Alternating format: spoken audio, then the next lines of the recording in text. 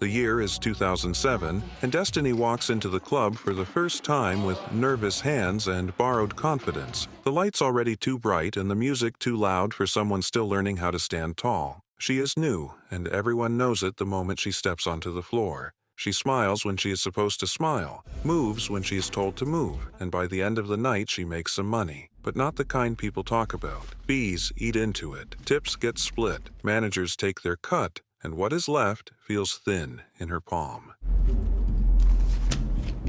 Right. When the night ends, Destiny goes home to a small place where her grandmother waits for her. This is the woman who raised her, the woman who stayed when her mother disappeared and never came back. Destiny hands over part of her earnings without a word because rent, food, and medicine matter more than pride. Her grandmother does not ask questions. She never does. She just nods, tired but grateful, and Destiny tells herself this is enough for now. Time moves forward, fast and rough. How come you're so good? And 7 years pass before Destiny sits across from a reporter named Elizabeth, telling her this story out loud for the first time. The room is quiet, the recorder is on, and Destiny speaks calmly, even though the memories still carry weight. She says everything really begins the night she meets Ramona Vega. It is just another shift when Destiny first sees her, but the room changes the second Ramona steps onto the stage. Ramona does not rush. She owns the space without asking for permission. Every move is smooth, every pause perfectly timed, and money rains down like it wants her approval. Destiny watches from the side, stunned, realizing this is not just dancing, this is control, this is power. After the set ends, Destiny follows her upstairs to the roof, heart pounding like she is chasing something she does not yet have words for. Ramona is up there smoking, wrapped in confidence and calm, the city buzzing below them. Destiny asks for a light, her voice small, and Ramona looks at her for a moment before stepping closer. It is cold, so Ramona pulls her into a fur coat without asking, like it is the most natural thing in the world. They talk up there, not like strangers, not like competition, but like two people who understand the same hunger. Ramona listens as Destiny talks about money, about struggle, about taking care of family. She does not judge. She nods. Then she smiles in a way that feels like an invitation and a challenge at the same time. Ramona tells her the club is a game, and most people never learn the rules. She says talent matters, but strategy matters more. Maybe we could work together. No? She offers to teach Destiny how to move smarter, how to read people, how to stop working so hard for so little. Destiny listens, wrapped in warmth that feels bigger than the coat, realizing this moment is a turning point, even if she does not yet know how far it will take her. With Ramona's help, Destiny stops guessing and starts learning. There you go. Hold yourself up. I'm trying. Diamond joins in too, sharp and fearless, breaking down every move until nothing is left to chance. They teach her how to walk into a room and read it in seconds, how to know which men want attention and which want control, which ones spend fast and which ones need to feel powerful before they open their wallets. It is not just dancing anymore. It is timing, tone, silence, and knowing when to smile and when to pull away. The lessons work. Destiny's nights change. Money stacks up instead of slipping through her fingers. She pays bills without panic now. She brings groceries home without counting every item. Her grandmother stops worrying out loud, and that alone feels like a win. Men take care of Destiny in ways she never imagines before, buying her computers, fixing problems before she even asks, treating her like someone worth protecting.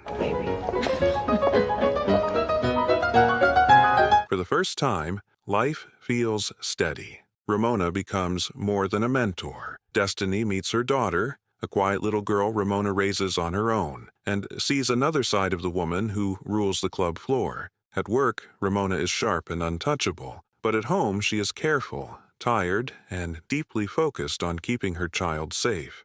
Destiny watches this and learns something else. something no one ever teaches her directly. This is all for survival, not glamour. I swear I'd do anything for this kid. Then one night the club explodes with energy. Usher walks in, and the DJ spins his songs like they are spells. Every girl floods the floor. Mercedes, Liz, Tracy, all of them laughing, moving, shining under the lights. Destiny dances without fear, without stress, just joy in her body and music in her bones. Later, she will say it is one of the best nights of her life, not because of the money, but because everything feels alive. The next year, the world shifts. The recession hits, and it hits hard. The Wall Street men who once filled the club disappear almost overnight. The ones who still come in spend less, talk more, promise things they cannot give. The club grows quiet. Empty chairs sit where money used to flow. The magic drains out slowly, like air from a tire. Around this time, Destiny meets a man who makes big promises and stays just long enough to change everything. She gets pregnant, and suddenly, the club no longer fits into her life the same way. She steps away, telling herself this is a new chapter, that love and family will be enough. By 2011, that illusion breaks. The relationship ends in shouting and slammed doors, and Destiny throws him out for good. Now it is just her daughter, and her grandmother, and the pressure comes back heavier than before. After I stopped working, I lost touch with Ramona.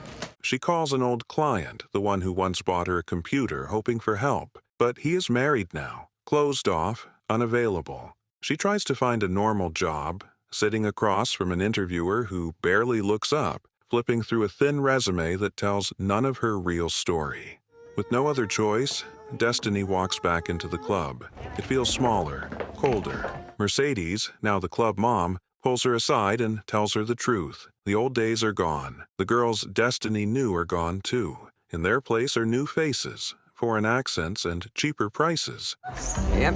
What the hell happened to this place? 2008 happened. The rules have changed, and so has the money. What once felt like a world full of opportunity now feels like a fight for scraps, and Destiny realizes she is starting over again, but this time with much more at stake. In that low, quiet moment, Destiny runs into Ramona again. The sight of her feels unreal at first, then warm, like finding a piece of yourself you thought was gone. They hug for a long time, the kind of hug that says more than words, and decide to sit down together at a small diner to talk and breathe and remember who they are. Over coffee and greasy food, Ramona talks about her life now. The club days are over for her and Mercedes, replaced by retail jobs that barely cover rent and drain every ounce of pride. Ramona's boss talks down to her, smiles while doing it, and expects gratitude in return. She hates it. She hates feeling small again. Please, I wouldn't ask if it wasn't for my kid. Am I the father? One night, back when she still visited the club, she finds a girl named Annabelle sitting alone in the dressing room, crying quietly so no one hears. Annabelle tells her the truth, that her family cut her off when they found out how she survives. Ramona listens, studies her, and something clicks in her mind. Not pity, opportunity. With no real money left in the club, Ramona comes up with a new plan. Instead of waiting for men to walk in, they go out and find them. Bars, lounges, anywhere men gather with money and loneliness. Wanna go fishing? What's fishing? She calls it fishing. She brings Mercedes and Annabelle with her, and together they charm men, drink with them, make them feel chosen, then guide them back to the club where the spending explodes and the cards keep swiping. No problem. No problem. The system works fast and clean at first, and the money starts flowing again. Sometimes Ramona goes further. She slips something into a drink, just enough to soften the edges and blur the night, then leads the man back and drains his card before morning comes. She tells Destiny all of this without flinching, and then asks her to join them. Destiny pauses, thinking about her child, about lines she refuses to cross, and finally agrees on one condition, that nobody gets seriously hurt. Ramona nods, like that is enough. Are you in? For a while, it feels unstoppable. Destiny, Ramona, Mercedes, and Annabelle move like a unit, smooth and practiced, pulling in cash so fast it barely feels real. They bring in more girls to keep up with demand, turning their operation into something bigger than any of them planned. Ramona throws a huge Christmas party, loud and warm and overflowing with food and gifts.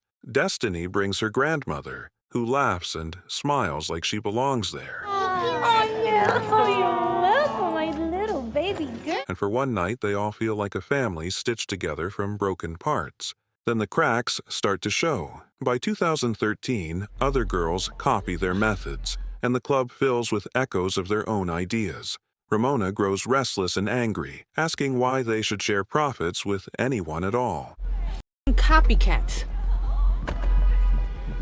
She moves operations into hotels and private spaces they control, places with more money and fewer eyes. The cash grows, but the danger grows with it. They pull in new girls they barely know, people like Dawn, whose smile never quite reaches her eyes. Ramona and Destiny start to clash. Ramona wants fast money, maxing out cards in one night, burning bridges without regret. Destiny sees long-term value, repeat clients, safer patterns, but Ramona no longer listens. Regulars disappear. The men they deal with become rougher, riskier, harder to read. Let's do it for the full 50. We're never gonna see him again.